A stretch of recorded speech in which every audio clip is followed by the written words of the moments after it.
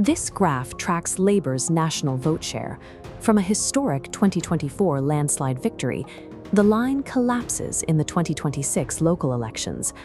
On the local council map, the party lost over 1,500 seats in a single night. Behind the black door of number 10 Downing Street, the atmosphere resembles a siege. Advisors are scrambling to contain the fallout. Trade union leaders are openly warning that the party faces electoral oblivion, and sitting Labour MPs are publicly demanding their own Prime Minister resign. Keir Starmer looks exhausted by the toll of the defeat, yet he is stubbornly refusing to step down, insisting that his sudden departure would plunge the country into chaos. A Prime Minister governing from a bunker, rejected by the electorate but holding on to the levers of power, creates a constitutional deadlock. To understand the electorate's sudden fury, you have to look at their economic reality.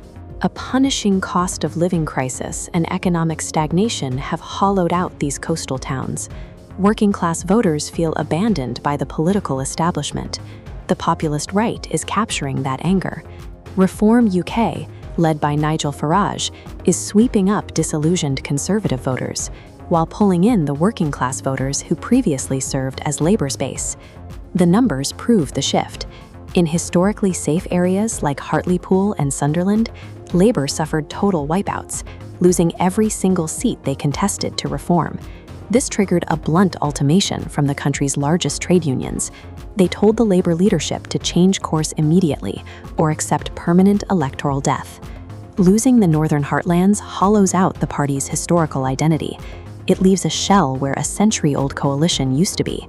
While the North collapses, the party is simultaneously bleeding out in the South.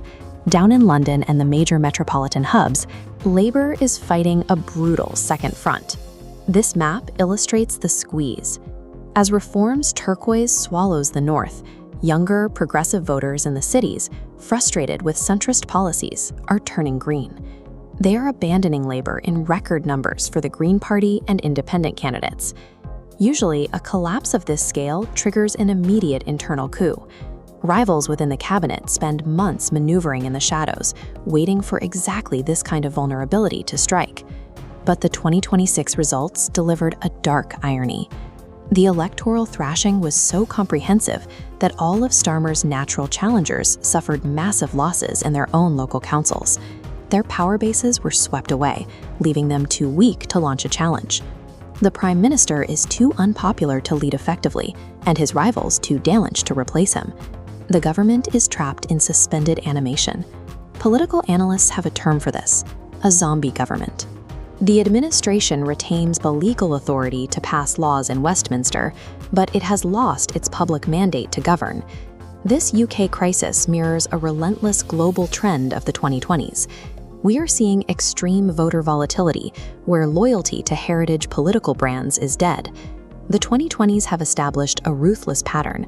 When the promise of change fails to deliver a tangible bettering of everyday life within a few years, the electorate stops waiting and starts dismantling the incumbency. In 2026, the traditional tug-of-war between two main parties has fragmented. These results show a map splintered between 5 different factions, each pulling a different segment of the public away from the center.